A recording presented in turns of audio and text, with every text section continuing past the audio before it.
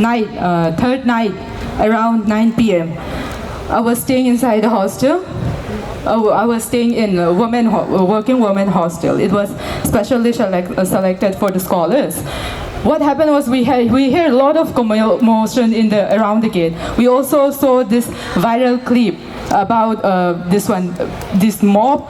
They were standing outside the MU gate and they were saying, "We are going to search for Kuki inside the MU campus." I saw that video, but my over-optimism, okay? My over-optimism, I believe that the university is going to provide us security. Because after all, the authority will maintain the sanctity of the university. That was my belief. Because the next day itself, we were going to have Y20 conference in the university. There was some international ethnic, forget about the community. I thought like they will take care of the image of the university, so they will have some arrangement for the security. I believe that, but it doesn't happen. After some time, I hear some commotion outside my, around the fencing of my hostel. The boys, they start jumping over the fence, and then we were locking our shutters with lock. They break open the lock. They check every room of the ladies' hostel. We were hiding. I myself, I was hiding with three of my tribal friends inside the bathroom because the commotion outside was getting so loud. I thought like if I hide inside the bathroom, at least I have a secondary protection. But then one guy came knocking on my bathroom door. I resisted, and then he started shouting, it's like, there's one here, there's one here. So all of them, they start rushing in, they start kicking the bathroom door. I was pressing with my back against the door. So in the process, by grace of God, I didn't get hurt. I was afraid that I would get concussion on my head because the door was banging right behind of my back. But thankfully, I don't get any concussion. I got some scratches on my feet because of the door flying out. So since they break open the door, I have no option. We have no option but to come out. What do? They start showing me your ID card. Whose authority do they have? They come. They are not MU resident. They came inside the campus. They enter inside ladies' hostel. They check every room, broke the door. We have so many friends inside the campus. Yes, they will say that we try to provide assistance to my Kuki friend. They will say that. They will try to justify it. But at that moment, who was there? I was safe because by grace of God, and I was safe because I used my hat. Among 4 of us who were hiding inside the bathroom, I was alone.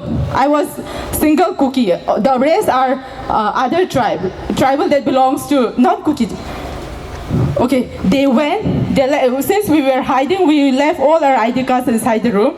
So, and since we were hiding in one of our first floor, we told them we didn't bring our iCard along. So they forced us to go and take our iCard. Some of my Métis friends, they said, "Why are you doing this?" Like that, they were trying to resist them. But their reply was like, "Your brethren, they have been attacked like this. Are you still? They are killing them. They are doing all this sort of thing. So are you still going to save your enemies?" They were threatening my friend like that. So at that moment, even my Métis friend, they were quiet. I was standing there all alone, shivering. Okay, but by grace of God, I think God blinded their eyes. Because even though we were 4 of us, 3 of them, they went to collect their ID. I was just standing around in the crowd. They didn't notice that I was the 4th person that didn't show the ID card. So I just went in the corridor and then I stand away from them. And then luckily that happened to be an area where they have already finished checking the corridor. So I happened to stand that side. So when they came over again, they asked me, at this state, I was totally in shock. I don't know what I do. One of my friends later on, they said, "You reply them like that." At that moment, I remember one guy coming to me and saying something. My friend said that he was asking about your ID card and you said something like this. So he left you like that, he said.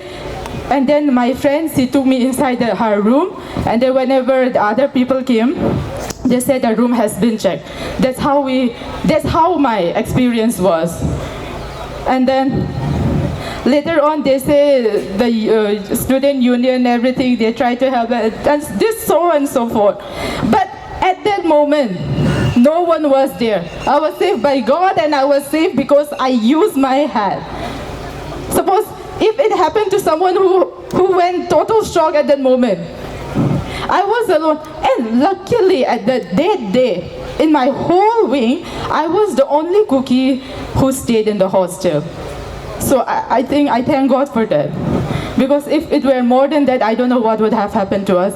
Yes, my friends, they help us, but their help is very minimum to the fear we go through. And then, forget about that day. Yes, and right after that, what did I do? What did I do? I was so optimistic. I cried, I prayed, I cried, and then I prayed, please, Father, please, let them regret what they do in hatred or what they do emotionally. That was my prayer. But I took that my prayer. I took that back now. You know why? Because on 4th and 5th, the following day, when we were all shifted to first MR, the same mob, even more, they come, they burn down all the documents, or they attack all our rooms when we were not there, and then they burn down our documents. This is a matter of ethnicity, I know that, but how can you burn down someone's entire life effort just like that? We will fight for our justice. Okay, that is only academic centric. Okay, fine. Now, how do we go back to that place? Because first and foremost, for us to stay in a place, we need to feel secure. Do I feel secure there? No. I don't feel secure there. That night, I couldn't even look at my room, okay? When I entered, after they went back, we stayed there, we were shifted to Assam Rifle only around 3:30 a.m. because till then there were some safety issues, so we cannot move out earlier. So in the moment, I saved I took my documents and whatever I forgot little by little. Okay. Little by little, and somehow I'm lucky I got to bring my laptop and my documents, but the rest is still in MU. And then even if we suppose they are calling us back, obviously they will call us back. But even at that night, they couldn't provide us security. What kind of security they can provide us? They couldn't provide security to 300, not even 300, around 300 person. How can they provide security to all of us, even if we go back? There is no other solution. Separate administration. We want separate administration. I have so many things to say. I want to cry because I have so many things inside that I want to say, but I cannot act. It started on 3rd May. How many days it has been? Today is 31st, right? And CM, he has been given us so many narratives, one after the another, but not a single word of apology. I'm not expecting an apology from him, obviously, but at this juncture, I feel so orphan.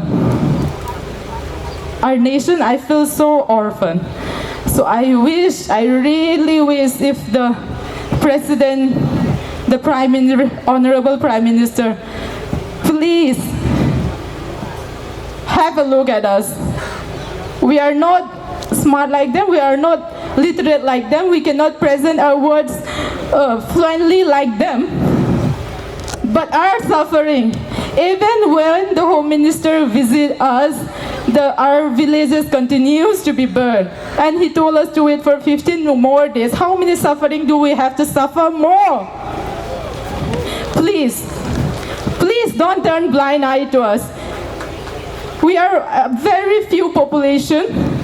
Our population is very small, and under such kind of pressure, I'm really fearful the main objective of ethnic cleansing may actually materialize. Thank you.